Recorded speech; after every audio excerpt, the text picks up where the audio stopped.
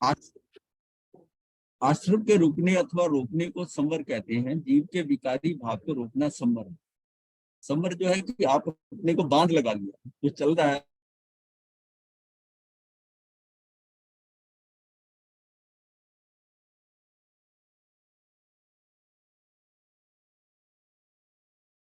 होता रहा है, कर्म का बंधन होता रहा है, चाहे पुण्य होता रहा है चाहे पाप हो। लेकिन जैसे ही आश्रम से हम निकलकर संवर में आते हैं, यानी कि अपने को संकुचित कर लिया, जो दृष्टि हमारी बाहर जा रही थी वो दृष्टि अंदर की तरफ हो गई, वो उससे संवर हो गई। या ये भी हम कहते हैं कि अपनी आत्मा में चले जाना, संवर वहां से शुरू हो।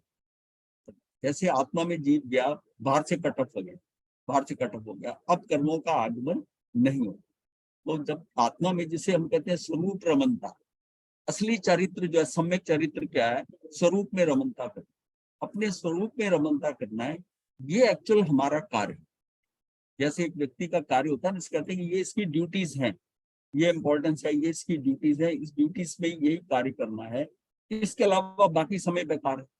इसलिए अब हमारे पास जितना स्पैन ऑफ लाइफ है, जितना पीरियड है, जितना काल हमें आयुष का मिला है, वो सारा समय जो है, आइडियल तो ये है, आइडियल ये है कि मैक्सिमम से मैक्सिमम जो है वो आत्मा को दिया।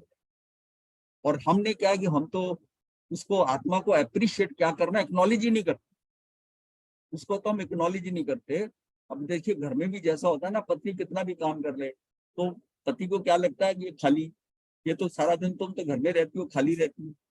वो उसको बड़ा गुस्सा आता है, यार सारा दिन घर पे एक एक चीज करते करते मेरा दिन निकल जाता है, और ये उसको एटलीस्ट अप्रिशिएट नहीं करता, एक्नॉलेज तो करे, ये कार्य कौन कर जाता है आगे। अगर वो एक्नॉलेज करता है कि हाँ भी तू ठीक चला रही है, अप्रिशिएट नहीं करे तो एक्नॉलेज करने में भी काम चलता है। इसी तरह आत्मा को, उसको एटलीस्ट एक्नॉलेज तो करो कि भाई, हाँ एक्नॉलेज क्या करना, अपने को ही करना है, आत्मा किसी और की नहीं है, आप खुद ही हो, आप खुद ही हो। और उसको ये, उसकी प्रेजेंस को अप्रिशिएट करना है कि ये सब कुछ जो कुछ हो रहा है, जो मेरा चैतन्य है, चेतना है, सुख दुख जो कुछ भी मैं महसूस कर रहा हूँ, अनुभव कर रहा हूँ, ये संवेदन जो हो रहा है, ये सारा कुछ इस कारण हो रहा है, ये आत्मा है और ये मैं हूँ, ये सब। तो अपने आप को भी एक्नॉलेज नहीं करना, जब इसलिए कि हम बाहर रहते हैं, भूत और भविष्य बाहर, बाहर की चीजें देखते हैं, ये हुआ था, ये होना है, ये हुआ है, ये होना, ये बाहर दृष्टि हमारी बाहर है, क्योंकि हमें वो दिखाई देता है। प्रॉब्लम ये है कि ये हमें दिखाई नहीं देती, आत्मा जो है दिखाई नहीं देती। और दिखाई नहीं देती तो हम, अगर जिसको नहीं पता आत्मा है, बाकी गतियों में तो इसको कुछ पता ही नहीं है, वो तो शरीर को ही समझ रहा है। मनुष्य गति में आकर किसी किसी को ये समझ आती है कि वास्तव में मैं आत्मा हूँ, ये जो बाहर शरीर जिसको मैं इंपॉर्टेंस दे रहा हूँ, ये तो मेरे कर्मों का मालिन्य है, गंदगी है, ये तो मेरे ऊपर आ गई है जबरदस्ती। ये स्वतंत्रता है, मेरी स्वतंत्रता इसलिए होगी कि आत्मा शरीर में कैद हो गई, इसलिए कि मैं कुछ कर्म थे। जब तक कर्म है मैं स्वतंत्र नहीं हूँ। इसका मतलब सारा जो है कर्मों का आश्रम जो हो रहा है, इसको मैं रोकूं, आश्रम रोक।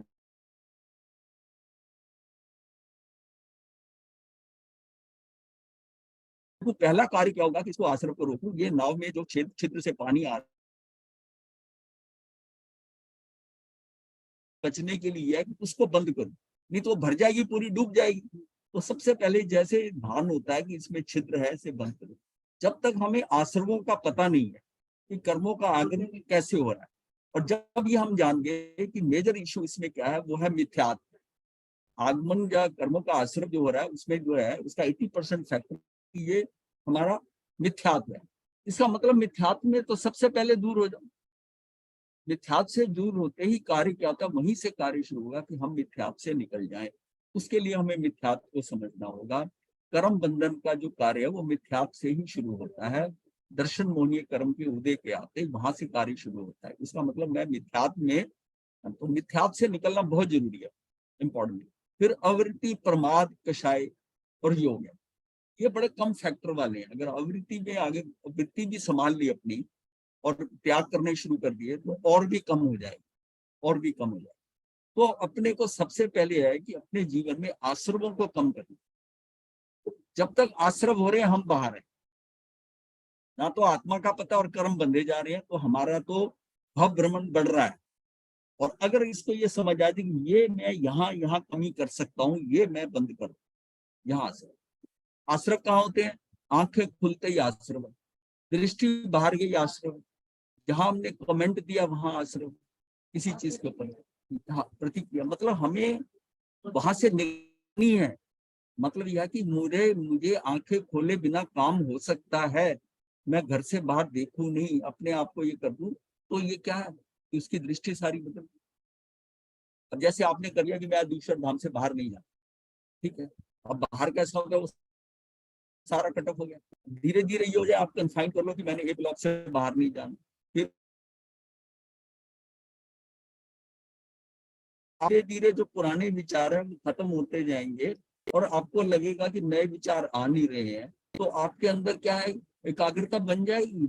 अब एकाग्रता को डिस्टर्ब क्या हो रहे कर रहे हैं, ये जितने नवीन जो चीजें हम देख रहे हैं बाहर, ये रंगीन दुनिया जो नजर आ रही है, जो दृश्यमान है, उसको देखकर हम फंस रहे हैं, उसमें फंस रहे हैं।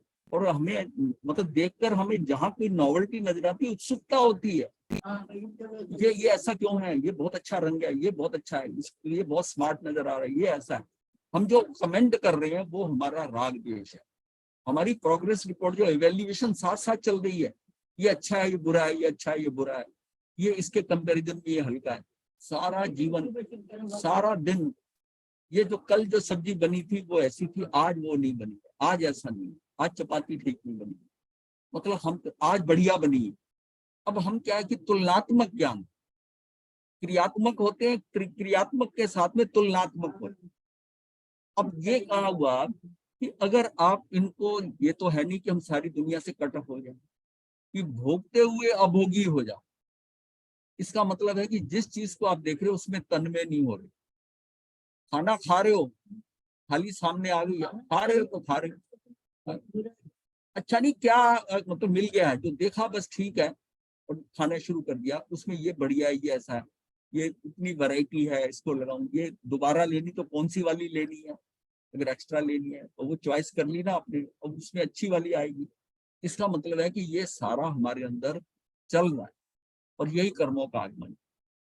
तो दृष्टि हमारी बाहर जानी, इसका मतलब अपनी दृष्टि को संकुचित कर लो जितना ज्यादा, जहां आंख खोलनी है वही, मतलब आपको तो रोटी का टुकड़ा तोड़ने के लिए आंख खुली होनी चाहिए, चबाने के लिए आंख बंद से काम चल जाए, उतनी देर में आंखें बंद रखो,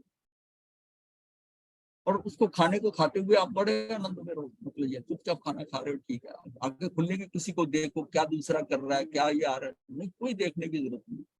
ये धीरे धीरे हमको लेके आएगा कि हम अपनी आत्मा में ज्यादा देर रुके। हमारे पास अब समय नहीं है रुकने का अंदर,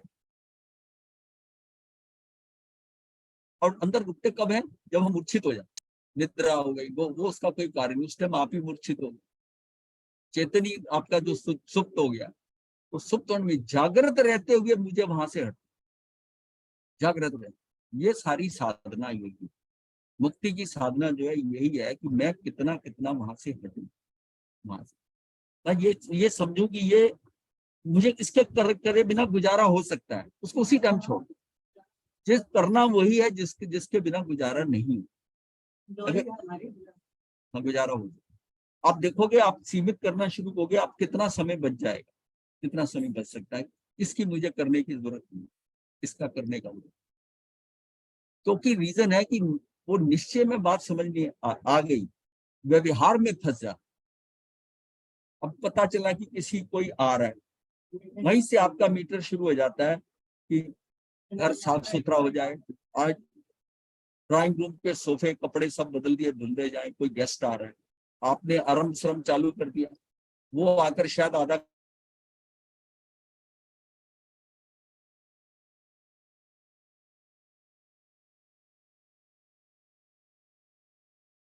व्यवहार में हो जाती है। जहां जहां साधु भी व्यवहार में जाएगा, वहां वो मतलब साधु पने से हट गया, व्यवहार आ गया, व्यवहार आ गया, हाँ, व्यवहार, व्यवहार है। साधु दूसरे के लिए कुर्सी रखे, ये व्यवहार में जा रहा है, वो उस कुर्सी रखने की बजाय अपनी आत्मा में चला जाए तो उसका काम होगा।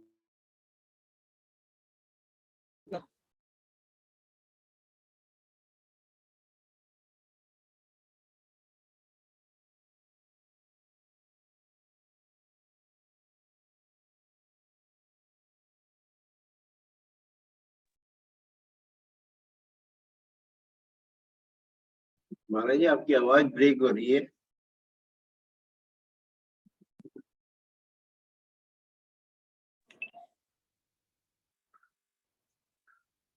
दोबारा नेट स्टार्ट हुआ।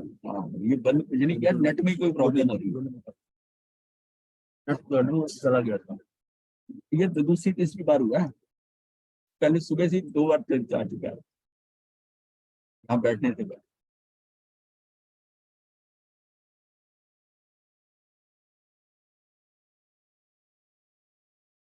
ये सिर्फ है कि हम सारा खेल आश्रम का है, पुण्य पाप बंद आश्रम जो है।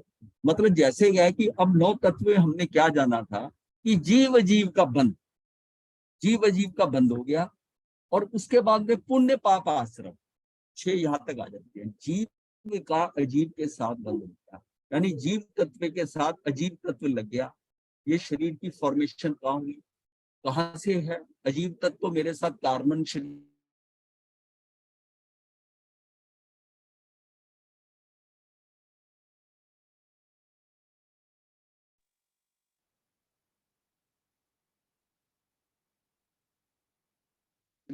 दिनचर्या में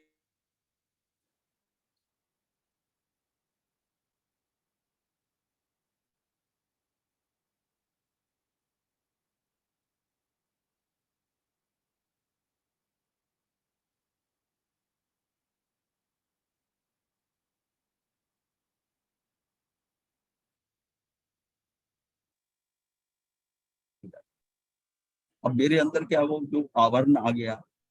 जीव तो शुद्ध है ही है, जीव शुद्ध है, और उधर से क्या है, पुद्गल शुद्ध है। अब पुद्गल जो है, पुद्गल होता है तो तब वो पुद्गल नहीं है, वो अजीव तत्व है। अब ये हमने डिस्कस किया था, जीव के साथ अजीव तत्व। जब हम द्रव्य की बात करते हैं, जीव द्रव्य वो डिफरेंट है। षट द्रव्य में धर्मास्ती या धर्मास्ती काय के अंदर षट द्रव्य में जीव द्रव्य जो है, जिसको हम जीवास्ती काय कह रहे हैं, वो जीव द्रव्य है। जब मैं जीव तत्व की बात कर रहा हूं, ये सिर्फ गायक स्वभाव वाला है, गायक स्वभाव वाला, सिर्फ जानने वाला है, ये जीव तत्व है। मुक्ति के काम के लिए उसमें और जितने गुण है, उसमें एक ही गुण जो वाला जो है, ये गायक स्वभाव वाला है, जो जानकारी रखने वाला है, ये जीव तत्व है। जीव द्रव्य में और गुण भी हैं, इसमें जीव तत्व है। अजीव तत्व क्या है? अजीव तत्व ये पौद्गलिक, पौद्गलिक नहीं कह सकते, पौद्गलिक है, पर पुद्गल की जो प्रॉपर्टीज है वो भी हमेशा वैसा रहता है। उसको भूख नहीं लगती, उसको नहीं, वो परमाणु जो है सिर्फ उसके अंदर ग्रहण गुण है, और ग्रहण गुण भी क्या है, स्कंद बनाता है। इसके साथ जुड़ गया, इससे बिछुड़ गया, मिलना बिछुड़ना हो रहा है, पर ये सारा उसके साथ हो रहा है। अब जब वो शरीर के साथ जुड़ा, शरीर के साथ जुड़ा, शरीर के साथ क्या हुआ कि 8 तरह की वर्गनाएं बनी।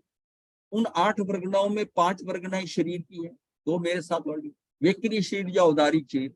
ये पुद्गल की पर्याय मेरे पास आई है, पुद्गल की पर्याय बनके उसकी पुद्गल की अवस्था मेरी आत्मा के साथ आकर जुड़ी है, आत्म प्रदेशों से जुड़ी है। तो तब ये हम कहते हैं कि ये जीव अजीव का बंध हो गया। तो अजीव किसे कह रहे हैं? अजीव वो पुद्गल जो द्रव्य जो कि जीव के साथ आकर जुड़ा है, वो अजीव तत्व है। ये आपका सहनन स्कंद है, ये जितने प्राण है, ये सारे क्या है, ये अजीव तत्व, 10 के 10 प्राण है, इंद्रियां है, शरीर है। ये फॉर्मेशन पुद्गल से ये अवस्था बनकर ये आई है, ये अजीव तत्व है। तो ये बिल्कुल क्लियर होना चाहिए। ये ज्यादातर की 6 द्रव्य है और 9 तत्व है। तत्व क्या है और द्रव्य क्या है, इसका भेद पूरा मालूम नहीं। बहुत कॉमन है, बहुत नहीं पता लोगों को कि ये अलग है। वो बस इतना समझता है वहां द्रव्य बोलना है, यहाँ तत्व बोलना, पर ये तत्व क्या है? तत्व जो है ये मेरा मुक्ति की उसमें साधना के अंदर ले जाने वाले 9 तत्व हैं। पर खेल तो ये सारा किसका है? जीव और अजीव का। द्रव्य तो 2 ही है भाई, 4 द्रव्य को तो आपने किनारे कर दिया, धर्मास्थी, अधर्मास्थी, आकाशास्थी और काल। वो क्यों? वो तो हमेशा अपने स्वभाव में रहते हैं, उनका तो परिणामिक भाव है, उनका विभाव स्वभाव का कोई चक्कर ही नहीं। उन्होंने कुछ नहीं, जैसे हैं वैसे ही सदा रहते हैं, वैसे ही करते हैं, कहीं सी के साथ कुछ करना नहीं। आप चलना चाहते हो तो आप चल सकते हो, उनके बीच में धर्मास्थी का सहयोग देती है। इसलिए उसको कहा कि गति हेतु, गति के अंदर आप उसके लिए वो सहायक है। वो प्रेरणा भी नहीं देता कि गति करो, आप करना चाहो तो एक मीडियम है, आपके लिए एक सहायता है, वो रुकना चाहते हो तो रुक जाओ, चाहे वो उसमें कुछ नहीं। वो हमेशा अपने स्वभाव में, यानी ये नहीं उसका स्वभाव बदलता कि अब स्टैंड स्टिल है और कोई चलना शुरू हो गया, उसका स्वभाव में परिवर्तन आ गया, नहीं। उसका उसका स्वभाव परिणामी भावी कहा जाता है, उसका कर्मों से कोई लेना देना नहीं है। वो भाव, वो हमेशा चारों के चारों द्रव्य अपने स्वभाव में ही रहते हैं। खेल किसका होता है? सबसे ज्यादा ये जीव है जो अपने आप को सबसे अक्लमंद समझता है। ये जीव जो है ना, ये विभाव में जाता है, ये अपने को छोड़कर उद्गल की तरफ देखता है, शरीर की तरफ देखता है, बाहर के दृश्यों को देखता है। ये सारा क्या है? और फिर इंटेंट देता है कि ऐसा हो जाता, ऐसा हो जाता। वो जो क्या है कि वो उसके भाव जो है ना, वो अपनी जगह से हट रहा है। वो उसको हम कहते हैं, जब वो स्वभाव से हटता है वो विभाव में। इसलिए लोगों को समझ नहीं आता कि कर्म कौन करता है। भाई कर्म करने वाला जीव ही है ना, पर जीव उस समय जब विभाव में जाता है तब करता है। अगर पूछा जाए कि कर्म का कर्ता कौन है, तो ये बात होगा जीव नहीं है। जब वो स्वभाव में है, भाव कब करेगा? वो विभाव में गया। राग द्वेष कब किया? जब वो विभाव में गया। अब असलियत में नहीं है वो अपनी पोजीशन में, वो वहां चला गया। मतलब एक व्यक्ति पूरी सेंसेस में है और एक ने थोड़ी शराब पी ली। अब वो शराब पीकर जो हरकतें कर रहा है, अब जब नशा उतरता है तो फिर उसको महसूस, तो वो फिर ठीक है ना। ये समझ लो उस समय विभाव का नशा है, उसके दौरान वो स्वभाव छोड़कर विभाव में जा रहा है और वो गड़बड़ कर रहा है। ऐसे ही चलेगा। तो ये सारा क्या है कि हमको विभाव में, और विभाव में कौन जाता है? जब मैं विभाव में जाता हूं तो मैं पुद्गल को भी घसीटता हूँ। उसके अंदर सोच नहीं है, वो तो वैसे है, वो प्रभावित हो जाता। मेरे अंदर योग चले, वो मेरे पास चल के आ गए। मैंने कषाय करे, कषाय भी क्या, वो भी उसका वो पौद्गलिक है। राग द्वेष जितना भी है सारा पौद्गलिक है। वो करे तो वो आके वो चिपक गया और पक्का हो गया मेरे से। तो ये सारा क्या है कि एक्चुअल में ये गलती किसकी है? ये ये बुद्धिमान खुद फंस रहा है और उसको साथ लेकर फंस रहा है, क्योंकि उसको साथ इसलिए लेना है कि मैं अमूर्त हूं और मैं अभिव्यक्ति जो करना चाहता हूँ, जो करवाना चाहता हूँ, उसके करने के लिए मुझे कोई मीडियम चाहिए जो व्यक्त कर सके। वो व्यक्त करने का मीडियम मुझे शरीर मिल जाता है, उससे मैं व्यक्त करता हूँ। ये एक्चुअल में अब इसके अगर मैंने साधना करनी है तब भी मुझे शरीर चाहिए। आत्मा आत्मा उसके बिना अगर कर्म सहित है तो शरीर मिलता ही मिलता है। और शरीर जब तक नहीं मिला, ये कार्बन और तेजस शरीर जब है, वो क्या साधना कर सकती है? उसको शरीर चाहिए।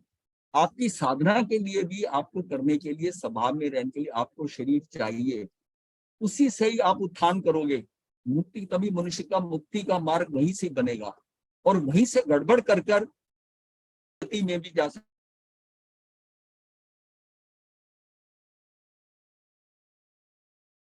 अजीब के साथ कैसा, मैं उस अजीब को महत्व नहीं देता, ये आ गया।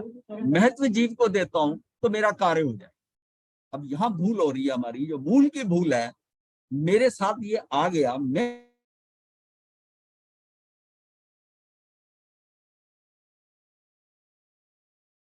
मैंने इसको दे दिया और ये मेरे से छूटने वाला है। टाइम मेरा चला गया, टाइम मेरा वेस्ट हो गया। जो मुझे ये टाइम, इतना वैल्यूबल टाइम मिला था, मैंने उसके साथ दोस्ती निभाई जो कभी दोस्त बन ही नहीं सकता। वो व्यक्ति कैसे दोस्त बन सकता है जो प्रतिक्षण बदल रहा है? भाई जो टिकता ही नहीं है,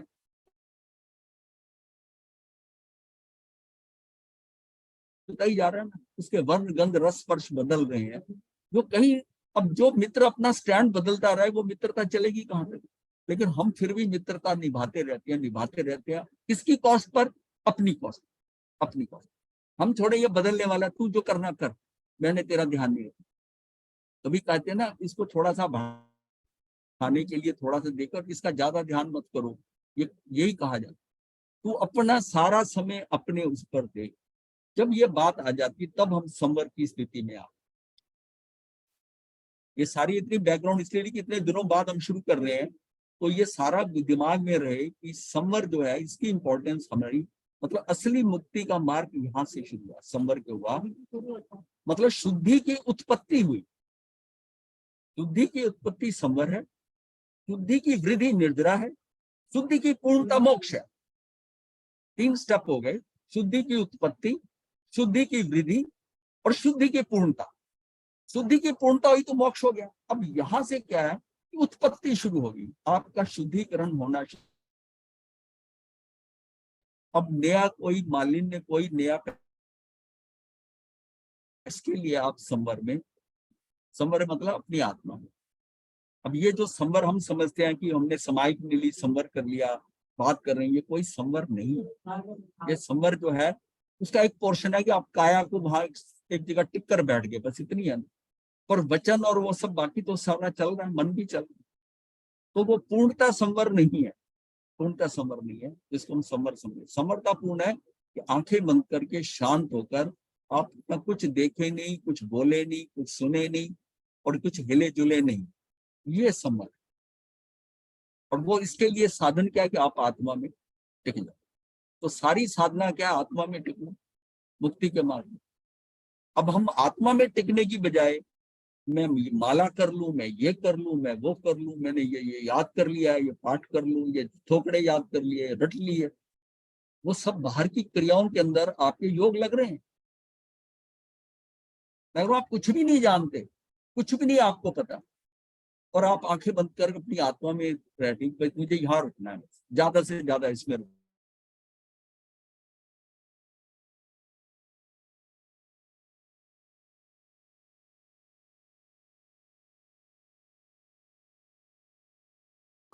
वो मुक्त हो गए। 12 साल लग गए थे उसको, तब भी याद कैसा हुआ, उल्टा याद कर लिया, माँ रुष्ट माँ तुष्ट।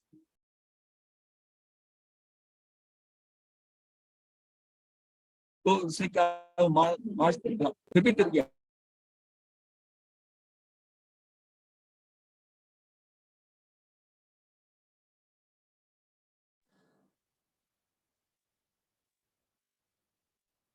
वो ऑटोमेटिकली जैसे ध्यान साधना से वो धीरे धीरे थमने लग जाते हैं। इसका मतलब सिर्फ उस आत्मा में है, मतलब अच्छे व्यक्ति की सोबत कर ली, कुछ किया नहीं है, उसकी कंपनी में हम चले गए, वो शुद्ध है बिल्कुल, उसकी कंपनी, शुद्ध की कंपनी में चले गए, हमारे में शुद्धता आनी शुरू हो। आपने कुछ नहीं किया, बस उसके साथ आपने कंपनी कर ली। और अशुद्ध के साथ आप कंपनी करते हो, जो शरीर आपका है ये गड़बड़ करेगा ही कर। आप इसको कितना शुद्ध कर लो, इसका तो प्रभाव आप पे आएगा ही आएगा। इसलिए ऑलवेज है, ऑलवेज कीप गुड कंपनी। तो गुड कंपनी कौन सी है, आपकी आत्मा जो शुद्ध है, और आत्मा ही परमात्मा है। तो आपका परमात्मा आप में ही है, तो आप इस शरीर के जड़ की पूजा क्यों करनी है? आपको तो अपने परमात्मा की, परमात्मा का अगर बंधन करना है तो अपने आप को, तो अपनी आत्मा में अगर जाते हैं तो हमारा जो है, हमें पता है ये बिल्कुल शुद्ध है। जैसे अरिहंत परमात्मा है, उसको हम उनको शुद्ध समझते हैं, अब उनको शुद्ध, इसी तरह हमारी आत्मा है। आत्मा, ये आत्मा ही परमात्मा है, तो ये शुद्ध है। इसको देखकर हम, इसमें मुझे इसके साथ, इनके इसके साथ ज्यादा देर रुकना, क्योंकि ये शुद्ध है, और कुछ ना किए हुए भी इसके प्रभाव में आकर मेरा शुद्धिकरण चालू है। बस इतनी सी साधना है, ये अगर समझ में आ जाए तो कार्य हो जाए। कुछ नहीं, कोई थोकड़ा याद नहीं, कोई आगम पढ़े नहीं, कोई कुछ नहीं पढ़ा, कुछ नहीं किया, संयम भी नहीं लिया, लेकिन इसमें जाकर फिट हो गया। अगर संयम लेने के बाद भी क्रियाओं में फंसा हुआ है, तब वो भी ये स्थिति में नहीं पहुंच सकता। तो अपने को सिर्फ उसमें जाना है, इसकी कंपनी करनी है। तो आश्रव के रुकने अथवा रोकने को संवर कहते हैं। जीव के विकारी भाव को रोकना संवर है। आत्मा का जो भाव ज्ञान दर्शन रूप उपयोग को प्राप्त करके शुभ अशुभ योग क्रियाओं से विरक्त होता है, वह संवर कर। ये सब हमने कर लिया है। धर्म का प्रारंभ संवर से होता है, और सम्यक दर्शन ही प्रथम संवर है। असली संवर क्या होगा, यहाँ से सम्यक दर्शन में संवर क्यों होगा, कर्मों का आगमन जो है वो रुकता है। जैसे ही सम्यक दर्शन हुआ, 148 की जो कर्म प्रकृतियां हैं आपकी, वो 120 तरह से बंधती हैं। उसमें से 41 का बंद बंद हो जाता है अगर सम्यक दर्शन है। इसका मतलब आपने 1/3 कार्य तो कर लिया। और सबसे ज्यादा जो ये 41 प्रकृतियां ये सब डुबोने वाली है, उससे उसको निकाल के ऊपर रख दिया। मतलब वो जो 41 प्रकृतियां हैं कि वो नपुंसक बन सकता है, स्त्रीलिंग में जा सकता है, विकलेंद्री बन सकता है, बेंद्री, तेंद्री, चार इंद्री, अधोगति, नरगति, है इन सब से निकाल के रख। तो ये इससे क्या होगा कि सम्यक प्रथम संवर है, इसलिए धर्म का मूल सम्यक दर्शन है। इसको फर्स्ट स्टेप ले लिया कि ये सम्यक दर्शन है। सम्यक दर्शन के बिना कभी यथार्थ संवर सर्व संवर नहीं होता। जो भी होगा वो पार्शियल होगा, थोड़ा बहुत हम संवर करते हैं, लेकिन संवर पूर्णता आएगा सम्यक दर्शन होने से बाद। और शायद सम्यक दर्शन हो जाएगा, ये पूर्ण उसका सर्व संवर है। अब कर्म का शाही का मतलब है कि ये बिल्कुल गिरेगा नहीं, दूसरे वाला तो गिर सकता है, फिर भी शायद समुक्त हो गया तो ये मुक्त होगा ही नहीं। शायद समुक्त जीव जो है वो मुक्त हो जाएगा, बहुत जल्दी मुक्त हो जाएगा। ज्यादा से ज्यादा तीसरे भव का अतिक्रमण नहीं करेगा, नहीं करेगा। संवर से तात्पर्य क्या है? मन, वचन एवं काया के योगों का निरोध। ये सबसे ज्यादा जो चंचलता ना, जो मूवमेंट्स है, ये वाइब्रेशन है हमारी अंदर की। मैं कुछ नहीं भी बोला पर भाव तो चलित हो गया। ये कौन होता है ऐसा कहने वाला, इसने मुझे क्यों रोका? ये अपने आप को बहुत स्मार्ट समझता है, ये विचार आ गया ना अंदर। ये मन वचन का, और सबसे खतरनाक ये मन है। मन वचन एवं काया के योगों का निरोध। जितने अंश में योग कम होता है उतने अंश में संवर होता है।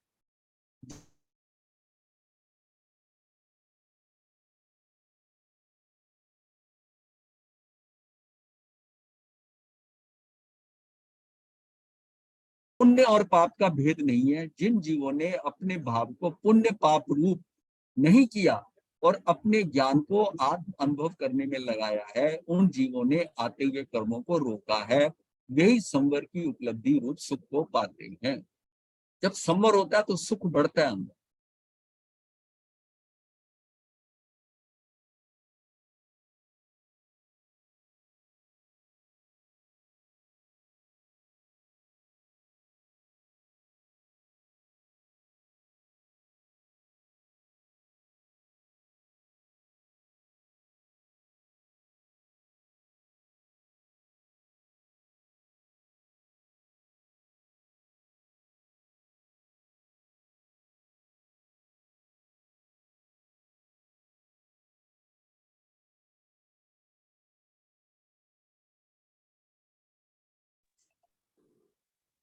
महाराज जी का लगता है कनेक्शन ड्रॉप हो गया है। और सब अगर आप ये अपना बात वीडियो बंद कर लेंगे तो ऑडियो बेटर हो जाएगा। हाँ ये बार बार कट रहा है और इस तरह। हाँ जी, वो एक्चुअल में ना इतने दिन बंद रहा ना, आदत खत्म होगी इसकी। अब 2-4 दिन इसमें आ जाएगा, ठीक हो जाएगा। बिकॉज आज का टॉपिक बहुत इम्पोर्टेंट और डीप है महाराज। नहीं, ये हमारे यहाँ ना कुछ लोग दिल्ली से आए हुए हैं नए, तो मैंने इसके थोड़ा पीछे से शुरू करा ताकि वो उसकी कंटिन्यूएशन में उसको पकड़ पाए कि हमने जो कर लिया था। पर आज का टॉपिक इसको दोबारा से रिपीट करना पूर्ण पड़ेगा। योग करना निषेध पड़ेगा, होने वही पर कर- पूर्ण समर होता है, उसमें पुण्य पाप का भेद नहीं है। जिन जीवों ने अपने भाव को पुण्य पाप रूप नहीं किया, अपने ज्ञान को आत्म, मतलब हम कई बार गलती यहाँ करते हैं कि हम पुण्य को अच्छा समझते हैं। हम अशुभ से शुभ आते हैं तो अपने आप को धार्मिक समझने लग जाते हैं। ये जो है, अगर धार्मिक समझते हैं अपने आप को, यहाँ पर भी भूल हो जाती है हमारी कि ये भी शुभ अशुभ में ही हो, ये भी तेरी अज्ञानता है। ये दोनों ही अज्ञानता के हैं, शुभ को अशुभ को। हाँ, शुभ जो है अशुभ से थोड़ा अच्छा है, पर फंसाता ये भी है, फंसाता ये भी है। ये भी कहीं और भोगना पड़ता है, इसके भोगने के स्थान बदल रहे, बस इतना। लेकिन आप मुक्त नहीं हो सकते। मुक्ति तो शुद्ध में आने की होगी, और वही हमारी ज्ञान चेतना है कि मैं शुद्ध, मुझे समझ आ जाए कि मुझे शुद्ध रहना, मुझे अशुद्धि में नहीं जाना। ये जो शुभ अशुभ है, ये पुण्य आता है ना, कुछ आप जब करोगे ना, कुछ पुण्य पाप जो है ना वो साथ होते रहेंगे। वो हल्के हल्के पुण्य पाप, लेट इट बी, वो आने दो, कोई बात नहीं, उससे कोई नुकसान नहीं। इतने भारी उसका स्थिति बंद और भाव इतना ज्यादा नहीं होगा कि आप पीठ फंसेंगे। थोड़ा थोड़ा पुण्य आएगा, और बिना इंटेंशन के आएगा आपके।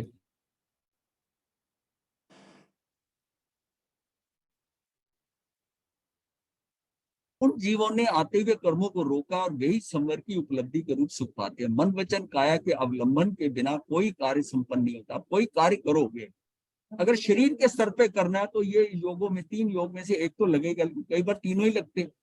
मतलब ये योग मन वचन काया तो पर एवं जड़ वस्तु है। जहां जड़ का अवलंबन लिया जाता है वहां संयोग होगा, और संयोग नाम योग का है। हम कहते हैं ना इसका संयोग हो गया, संयोग हो गया मतलब जुड़ गया आपके साथ, इसका योग हो गया। तो ये योग का योग होगा तो वियोग भी होगा, जो जुड़ा है वो अलग भी होगा। तो योग होगा तो वियोग भी होगा। योग वियोग रूपी संसार है। हर चीज के अंदर ये द्वंद्वात्मक दुनिया है, ये द्वंद्व है। कोई आ रहा है, कोई जा रहा है, हर जगह दो दो एंड है। गर्मी है, सर्दी है, मतलब कहीं पर सुख है तो दुख है, मान है तो अपमान है, मतलब ये सारा है। कहीं पर आपका सम्मान हो रहा है, कहीं अपमान हो रहा है। तो ये सारे क्या है, ये द्वंद्व रूप है, द्वंद्व रूप है। किसी चीज का अच्छा होना या बढ़िया होना, उसका कोई जीरो लेवल तो होता है ना। अगर हाइट कितनी पे गए तो सी लेवल से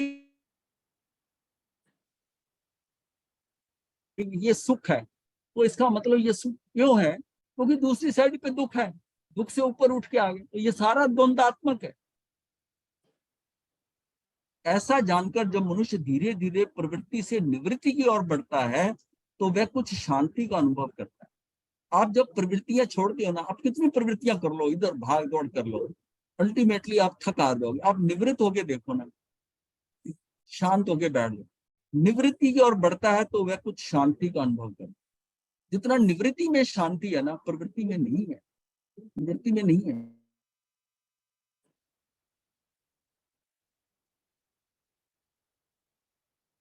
हम सुविधाएं में आ गए, जितना जीवन, जिसको हम साइंटिफिक डेवलपमेंट जिसे हम कह रहे हैं, इस डेवलपमेंट से सारी चीजें, कभी यह था टीवी भी नहीं होता था, ये क्लियर नहीं होता था, जीवन सुखी था।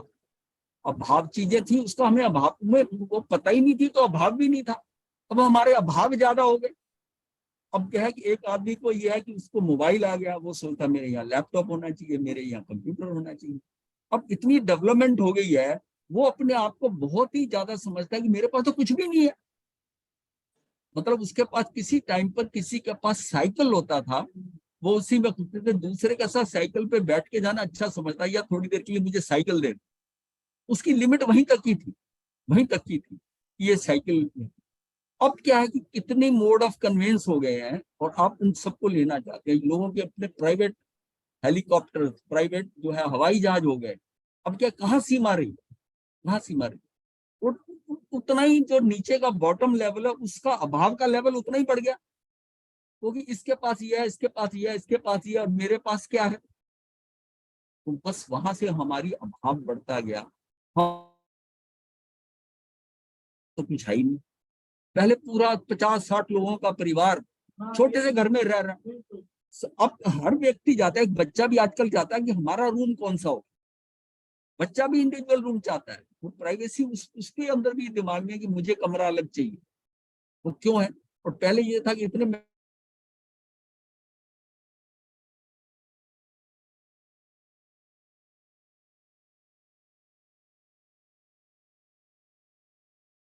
आकुल वहां तक पहुंच।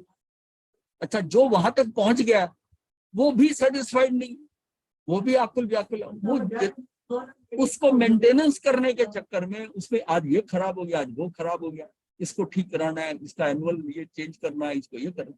अब उसकी बुद्धि उतनी लगी, उतना आप जितना ये फैल गए हो, उतना उतना आप अपनी आत्मा से दूर हो गए। आप उस पचड़े में पड़ गए सारा, उनको संभालने के अंदर। पहले कितना सिंपल था कि लोग कितनी कम सीमा के अंदर रहकर पूरी डेवलपमेंट हो जाती थी। अब ये देखिए, इसको हम साइंटिफिक डेवलपमेंट कहें या अध्यात्म की तरफ से हमें डाउनवर्ड ट्रेंड है। अध्यात्म से हम नीचे गिर गए। माता पिता की कितनी रिस्पेक्ट, दादा दादी की कितनी रिस्पेक्ट, उनकी बात नहीं काटनी, उनको मानना, पूरा हायरार्की चलती थी। ये चाचा है, ये ताऊ है, ये ऐसा है, पूरा सिस्टमेटिक उनकी बात करनी। आज क्या है, एक बच्चा बेटा है, वो बाप को कुछ नहीं समझता, बोलो आपको समझ नहीं है, मुझे बताओ मैं करता हूँ। तो उनके अंदर एफिशिएंसी आ गई है, वो अपने पिता को बताते हैं कि आप कैपेबल नहीं हो, आप नहीं ये कर सकते। अब जब ये बच्चे के दिमाग में ये आ जाएगा तो वो वहां रिस्पेक्ट कहाँ रहेगी आने वाले से। अब ये हमारा मॉडर्निटी का हर चीज के सुख और दुख ये जो है, पॉजिटिविटी और नेगेटिविटी वो साथ साथ आ रही है, और उसको हम एक्सेप्ट करें, उसको एक्सेप्ट करें। और आप ये देखिए कि बिल्कुल वेस्टर्नाइज होते जा रहे हैं हम। वो कल्चर जो वहां हमने देखा 30-35 साल पहले, वो ऑलरेडी यहाँ पर आ चुका है। और आने वाले 8-10 साल के अंदर आप देखोगे कि फुल्ली वैसा ही हो जाएगा। 10-15 साल में सिस्टम वही है। कि क्या हो रहा है कि हम उनको फॉलो करें और अपनी ट्रेडिशन को छोड़ रहे हैं, अपनी ट्रेडिशंस को छोड़ रहे हैं। इसका मतलब हमारी दृष्टि बाहर जा रही, फैल रही। इसी तरह ही धर्म में है कि मैं अपने धर्म के साथ में हूँ। अब क्या है, अब डेवलपमेंट क्या और धर्मों का है कि ये कांवड़ जा रहे हैं, ये ऐसा जा रहे हैं, ये मंदिर की पूजा, ये फलानी डेवलपमेंट। आप इतनी डिटेल में जान रहे हैं, ये अच्छा है, ये खराब है। पहले कुछ अपने स्थानक, अपना मंदिर, उसके अलावा किसी को कुछ नहीं पता होता था, किसी को और किसी चीज पे ध्यान ही नहीं है, या अपने काम पर, या मंदिर ध्यान के ऊपर, या प्रवचन सुनना, बस इतने ही सीमित थे, सीमित थे। अब क्या है, ये सारी चीज, सारी दुनिया में क्या हो रहा है इस टाइम पर, उसके ऊपर आपकी निगाह। और टीवी तो अब आपका सारा टाइम लेगा। आप अपनी घर की प्रॉब्लम, प्राइम मिनिस्टर की प्रॉब्लम, दूसरे कंट्री के प्राइम मिनिस्टर की प्रॉब्लम, उसमें भी आप इन्वॉल्व, सारी दुनिया का। और ये व्हाट्सएप में होता है कि आपके पास में कोई चीज घटना घटती है, उसी टाइम इतना सिस्टम डायनेमिक हो गया है कि द मोमेंट है आप डिस्टर्ब हो जाती हो कि 5 मिनट पहले उसका अंत हो गया और वो खबर आ गई। यहाँ तक कि वो सेफ नहीं है, इवन इन द शिविर वो खबर आ गई ना कि भाई मर गया, ये खबर वहां तक पहुंच गई। कितना फास्ट है। और पहले तो टेलीग्राम आती थी, 4-5 दिन बाद पता चलता था कि किसी की कोई चला गया, फिर लोग आते जाते। इसका मतलब जितना हम करंट के अंदर हम फंस रहे हैं, जितनी नॉलेज इतनी बढ़ रही है, उसमें हम संवर में कैसे जा सकते हैं। हम इतने व्याकुल आकुल व्याकुल रहते हैं। पूरी दुनिया की जो मूवमेंट हो रही है, पूरी दुनिया में जो कुछ अप्स एंड डाउन आ रहे हैं, आप उसके साथ कनेक्टेड हो, कैसे अंदर आत्मा में आप समय बढ़ाओ। इसका मतलब है कि मोबाइल, अब आपको यहाँ देखना है मेरे लिए एसेंशियल क्या क्या नहीं। अब उसका, अब वो सिस्टम है, आप उनको छोड़ नहीं सकते। ये मैं कभी नहीं कहूंगा कि आप, क्योंकि वो सिस्टम में आ चुका है, लेकिन आप उसका सदुपयोग है बिल्कुल आपको बहुत जुडिशियल करना पड़ेगा। कि ये मैं सिर्फ कहीं पहुंच गए, हम पहुंच गए, आ गए, इतना फोन को मिनिमाइज कर दो। इंफॉर्मेशन कन्वे करने जितना रहना, मैं इतने बजे पहुंच रहा हूँ, आ रहा हूँ, बस ये कर रहा हूँ, बस इतना। बात हो रही है मौसम क्या है वहां का, उपकला कैसा है, यहाँ हो रहा है, दिल्ली में बरसात हो रही है, यहाँ ओले पड़ रहे हैं, आपको क्या लेना देना कि वहां ओले पड़े कि कहाँ पड़े। ओले वहां नहीं पड़ रहे, आपके पड़ रहे हैं ओले, क्योंकि आपका समय जा रहा है, समय जा रहा है। तो ये जो छटपटाहट है ना हमारी, ये छटपटाहट खत्म हो जानी चाहिए। मनुष्य छटपटाहट छोड़ अपने स्वाभाविक रूप में आने लगता है। ये छटपटाहट क्यों है कि हम बहुत ज्यादा डिस्टर्ब, इतने लिंक्स बना लिए हमने, इतने कनेक्टेड हो गए हैं इतना। और जिसको हम कहते हैं कि हम बिल्कुल वेल अवेयर हैं, वेल अवेयर नहीं है। आत्मा के हिसाब से देखें आप डूब रहे हैं, जितनी अवेयरनेस है। इस प्रकार जीव के स्वभाव परिणति जीव को शांति की ओर ले जाती है। वह शांत होने लगता है, उत्कृष्ट क्षमता का प्रादुर्भाव होने लगता है, व्यर्थ की भागदौड़ से बचने लगता है। मतलब ये जिसको कहते हैं ना सबर आ जाना, ऐसा हो गया ठीक, ऐसा हो गया ऐसा। कर्म सिद्धांत इतनी ज्यादा स्टेबिलिटी लाता है। कर्म सिद्धांत जैन धर्म में होते हुए भी हमने कर्म सिद्धांत नहीं पकड़ा कि जो कर्मों में हुआ, आप क्यों दुखी सुखी होते उसके कारण, क्योंकि ये तो होना ही था। अब मौसम है, अगर बरसात हो रही है तो ये होनी थी, तुम्हारे हाथ में है रोकना, नहीं।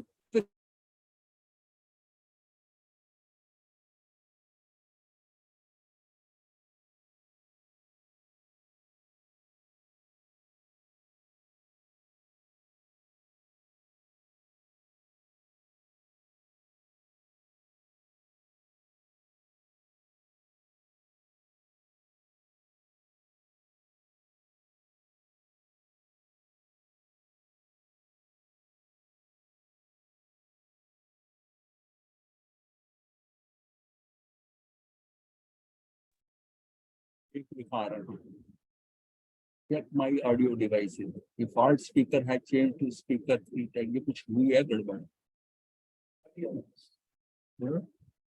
आपको आवाज लगातार आ रही है क्या?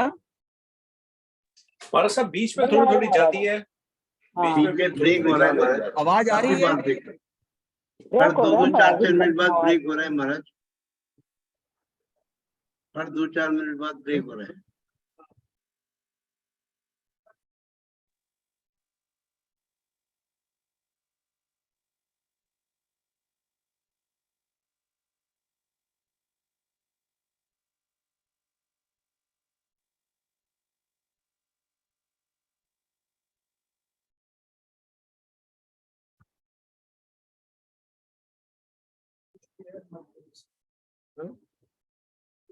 फिर पता ही नहीं चलेगा, फिर मैं बोलता जाऊंगा। इस प्रकार जीव की स्वभाव परिणति जीव को शांति की ओर ले जाती है। वह शांत होने लगता है, कृत समता का प्रादुर्भाव होने लगता है, व्यर्थ की भागदौड़ से बचने लगता है। इस मार्ग पर आगे बढ़ता हुआ जीव मन वचन काया की प्रवृत्ति का पूर्ण निरोध करके मात्र ज्ञाता दृष्टा भाव से, ये बात आती है। आपको ये नहीं कि आंखें बंद करके रखनी, ज्ञाता दृष्टा।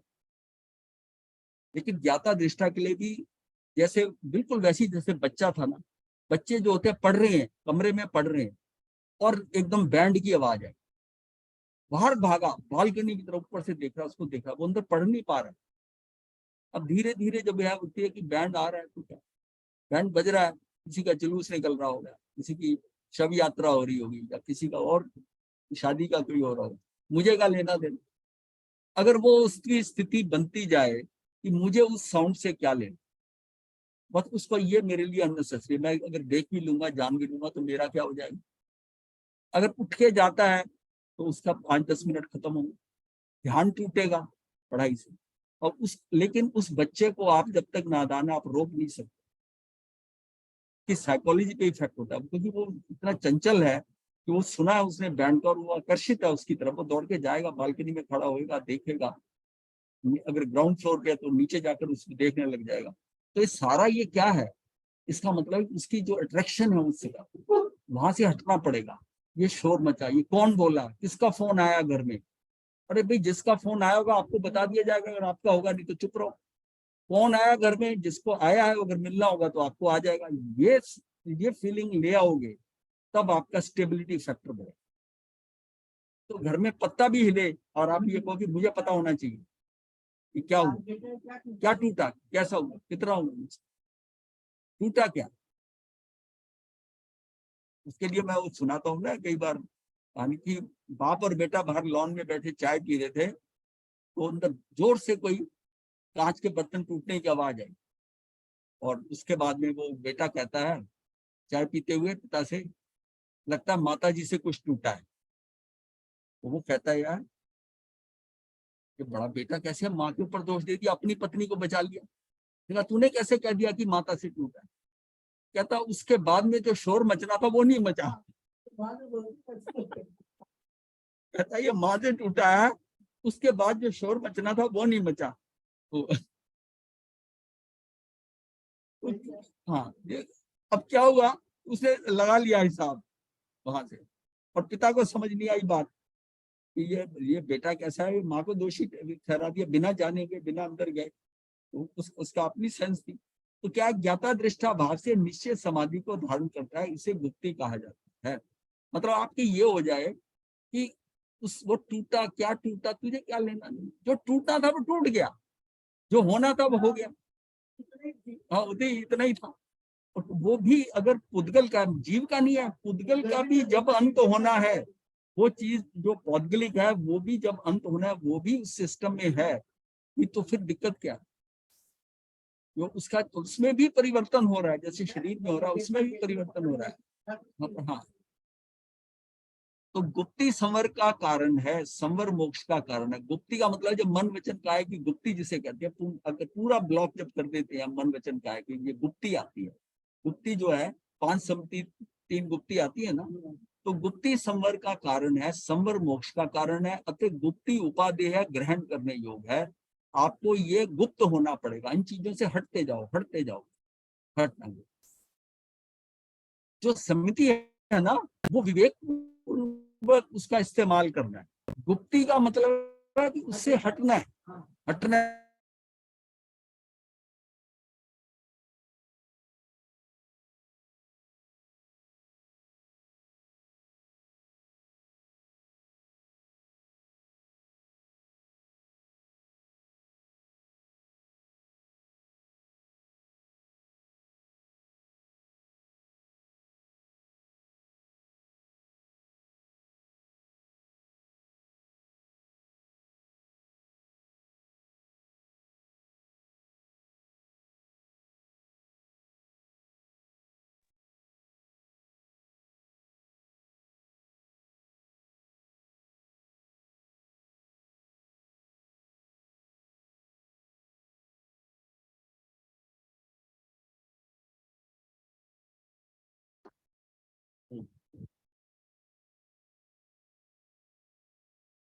जैसे कुएं के भीतर पानी आने में झिर्रियां कारण होती है। कुएं के अंदर पानी कहाँ से आता है? अंदर झिर्रियां होती हैं उसके अंदर, नीचे जो है ना उसकी झिर्रियां होती हैं, जिससे पानी सीप करता है, अंदर आता है।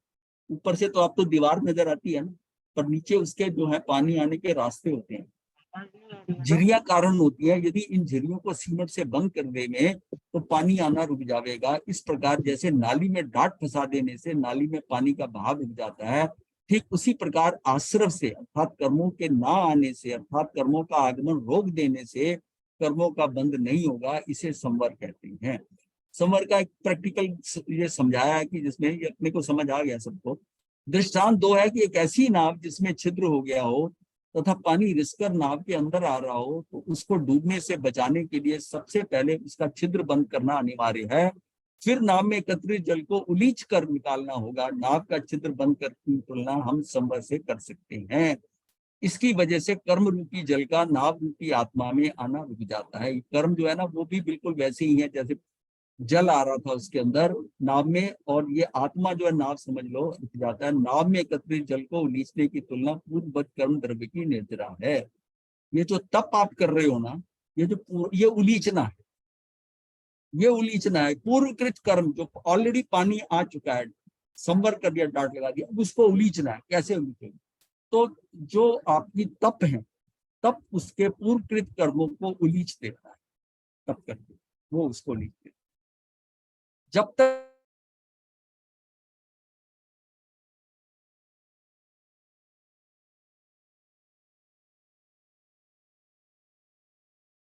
तप एवं साधना द्वारा कितनी भी निर्जरा का प्रयास निर्जरा नहीं हो सकती, अर्थात आत्मा को सर्वथा कर्म से मुक्ति नहीं प्राप्त हो सकती। संवर पूर्वक निर्जरा ही मोक्ष मार्ग है। पहले वो बंद करेंगे, डांट लगाएंगे, तभी आप उसमें निर्जरा कर पाएंगे। अगर कर्म भी आते जा रहे हैं और आप जो है और कर्म निकाल भी जा रहे हो, तब करे जा रहे हो, साथ में आरंभ श्रम भी हो रहा है, सब कुछ हो रहा है, तो कर्म आ भी रहे हैं, पुराने जा भी रहे हैं, तो वो तो खेल चलता रहेगा, वो तो खेल चलता रहेगा। वो टब का पानी वाला कई बार डिस्कस किया है ना, कि पानी भर रहा है उसमें, तो पहले टूटी बंद करो फिर उलीचो। अनादिकालीन राग द्वेष और मोह के माध्यम से आत्मा में आने वाले कर्मों के आश्रम रूपी प्रवाह को आत्म रमणता रूप पुरुषार्थ से समरण करना संवर है। उसको रोक देना। कैसे रुकेगा? आत्म रमणता रूप पुरुषार्थ। और कर्म कैसे रोकोगे? मैंने इसका नियम ले लिया, ये ले लिया, इससे कुछ नहीं रुकेगा। आत्म रमणता, स्वरूप रमणता, अपनी आत्मा में वो पुरुषार्थ हो जाए कि मैं उसमें रुक जाऊं। तो तत्व सार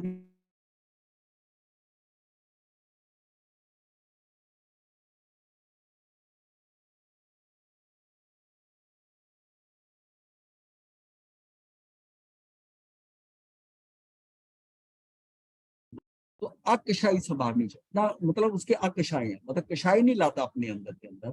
पर पदार्थ रूप परिणित नहीं होता। ये कौन सा पदार्थ है, कैसा, उसमें भी नहीं हो रहा। आत्म तत्व का मनन चिंतन करता है, अपनी आत्मा का मनन चिंतन करता है, और अनुभवन भी उसी का ही करता है। वह जीव निश्चय से संवर करता है। ये तत्व सार की गाथा 55 के अंदर आया है कि बस वो जीव संवर कर सकता है। अब नेक्स्ट आता है निर्जरा। पूर्व से बंधे आत्मा के साथ संयोगित कर्मों का झड़ना अर्थात जीव का कर्मों से संबंध छूट जाना, यानी कर्मों का क्षय हो जाने को निर्जरा कहते हैं। मोक्ष की साधना में एक महत्वपूर्ण साधक तत्व है निर्जरा। कर्मों की निर्जरा दो प्रकार से होती है, अकाम निर्जरा और सकाम निर्जरा। अकाम निर्जरा क्या है? जो कर्म चारों गतियों में सभी जीवों के दुख सुख के फल को दिलाकर आत्मा से अलग हो जाते हैं, झड़ जाते हैं, वह अकाम निर्जरा। वो काम निर्जरा हो रही है, आप कुछ नहीं कर रहे, वो अपने समय पे आकर होए जा रही है, काम निर्जरा। सकाम निर्जरा आत्मा के साथ पूर्ववत कर्मों की स्थिति पूर्ण होने पर उदय में आने से पूर्व सम्यक साधना या पुरुषार्थ सहित संपूर्ण शुद्ध भावों के द्वारा एवं 12 प्रकार के तप द्वारा कर्म बल को हटाना सकाम निर्जरा है।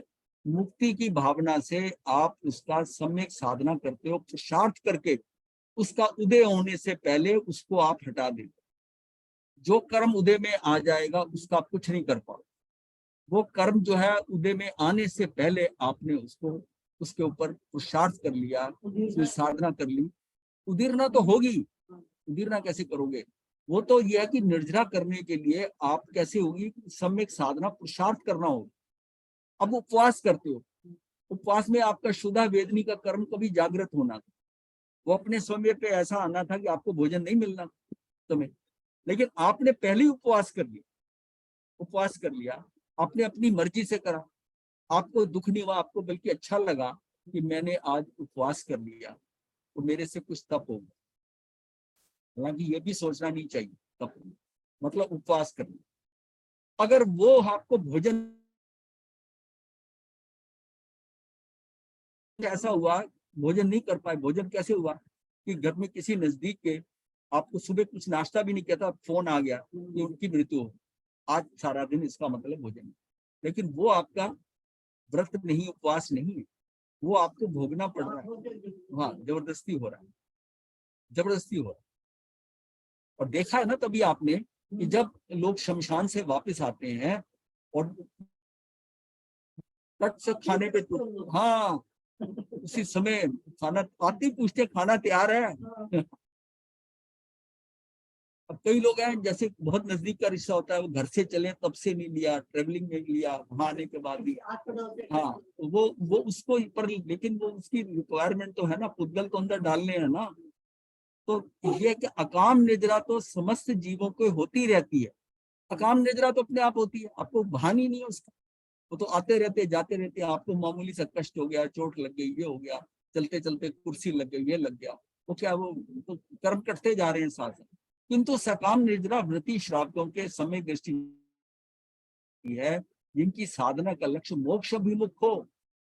आपका आप उपवास कर रहे हो इसलिए कि मेरी कर्म मुझे मुक्ति लेनी है, मैंने तेला करना है, मैंने अठाई करनी है, ये आपकी सकाम निद्रा है, ये सकाम। जैन सिद्धांत दीपिका के अनुसार तपस्या के द्वारा कर्मों का विच्छेद होने पर आत्मा की जो उपलब्धि होती है वह निर्जरा है। कर्मों का विच्छेद होने पर आत्मा की, अब मेरे से कर्म हटे और नए आए नहीं, मैं हल्का हुआ, ये निर्जरा हुआ। निर्जरा कब होती है? नवीन कर्म का बंध नहीं हो। एक समय में, जिस समय के अंदर कर्म हट रहा है उस समय में बंद नहीं होगा। एट ए टाइम एक काम होता है। अगर उस समय आपके ने कुछ भाव आपके परिवर्तन हो गए, आपने कर्म बांध लिए, तो आपकी निर्जरा नहीं है। पुराना छूटा नया पकड़ लिया, उसको हम निर्जरा नहीं कहेंगे। आदान प्रदान हुआ, ये हटा और वो आ गया, लेकिन एक समय में एक ही कार्य होता है। कारण में कार्य का उपचार करने से तपस्या को भी निर्जरा कहा जाता है। वो जो तपस्या तप है उसको हम निर्जरा कहते हैं, वो निर्जरा के स्थान है, ये नहीं कि उससे निर्जरा हो जाएगी। अब कारण में कार्य का उपचार करने से, उसमें कारण जो है वो कारण है निर्जरा के, लेकिन कार्य होता है इसलिए उसको भी कहते हैं निर्जरा के 12 भेद। निर्जरा के 12 भेद है ना, वो जरूरी निर्जरा ही करेंगे आपकी, ऐसा थोड़ी है।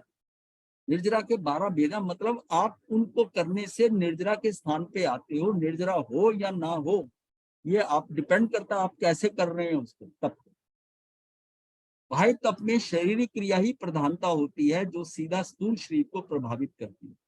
भाई तप में क्या है? शारीरिक क्रिया ही प्रधानता होती है भाई तप के अंदर। निर्जरा एक ही है, फिर भी कारण को कार्य मानकर उसके 12 भेद किए गए। निर्जरा तो एक ही तरह की होती है भाई, कर्म का हटना, निर्जरा तो एक ही तरह की है, लेकिन कारण कितने हैं?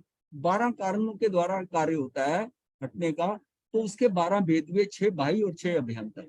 तो फिर भी कारण को कार्य मानकर, 12 तरह के कारण हैं निर्जरा के, उसको कार्य मानकर इसके 12 भेद किए गए हैं। बाकी निर्जरा तो एक ही तरह की होती है। अनशन, उन्नोदरी, भिक्षाचरी, रस परित्याग, काय क्लेश और प्रतिशलीनता, ये 6 बाह्य तप हैं और 6 ये प्रायश्चित, विनय, व्याकृत, स्वाध्याय। ये जिस ऑर्डर में है क्रमशः, उसमें एक से एक बढ़कर है। हमने अनशन को इंपॉर्टेंस दे दी, लेकिन आप ये देखिए कि व्यावत, स्वाध्याय, ध्यान और व्युत्सर्ग। स्वाध्याय, ध्यान और व्युत्सर्ग, ये 3 बहुत इंपॉर्टेंट। इसमें इसका मतलब है इसमें बहुत जल्दी स्पीड पे कार्य होगा, और ध्यान करते हैं, और व्युत्सर्ग उससे भी आगे। तो इसको कई जगह कायोत्सर्ग भी लिखा है। कायोत्सर्ग सिर्फ काया का ही है।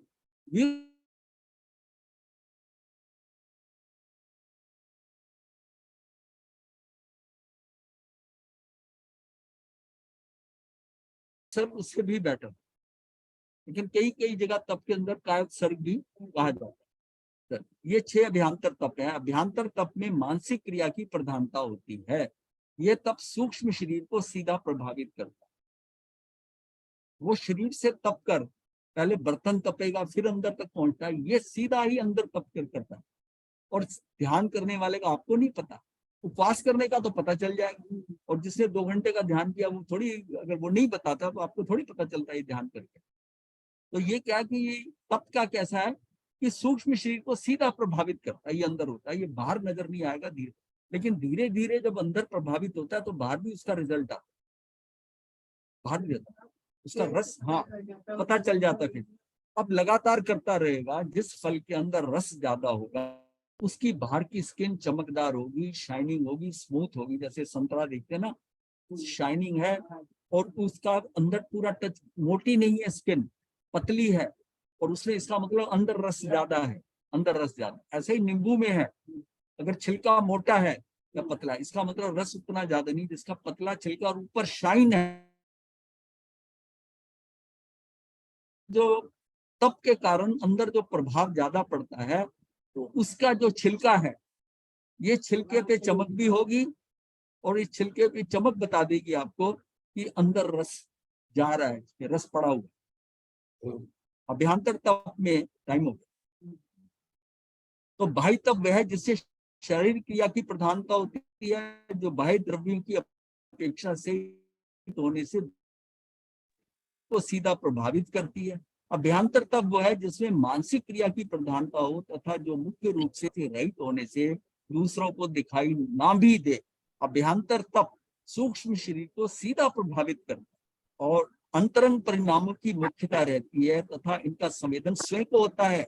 इसका संवेदन स्वयं को होता है, स्वयं होता है इसका।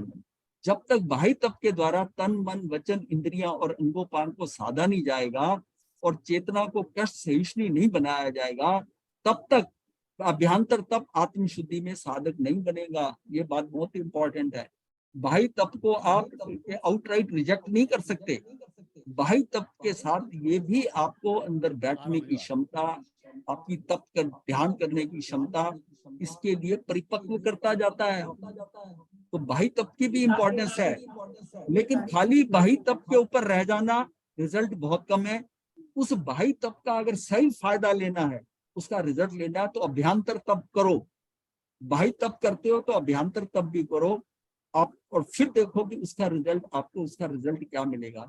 वो फिर शुरू का रिजल्ट देगा, और उसको खींचकर आगे तक जो है ना, वो आपकी साधना ले जाएगी, वो भी बेनिफिशियल है। तो ये हमें समझना है कि बाह्य और अभ्यांतर तप दोनों परस्पर पूरक हैं, इसलिए बाह्य तप का भी उतना ही महत्व है जितना अभ्यांतर तप का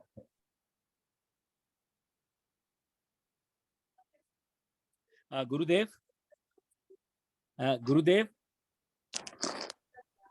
गुरुदेव, कनेक्शन में कट गुरुदेव, हाँ, उसको लिया अभी यही विषय में बड़ा नहीं, मतलब इसको बड़ा कोई कॉम्प्लिकेटेड नहीं था, सबकी समझ में। विपिन जी समझ में आ गया ना सारा? हमारी समझ में आ रहा है।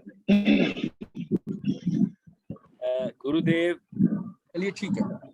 गुरुदेव की आज्ञा गुरुदेव से चतारी मंगलम अरिहंता मंगलम गुरुदेव मंगलम साहु मंगलम केवली पनतो धम्मो मंगलम चत्तारी लुगुत्मा अरिहंता लुगुत्मा सिद्धा लुगुत्मा साहु लुगुत्मा केवली पनतो धम्मो लुगुत्मो चत्तारी शरणम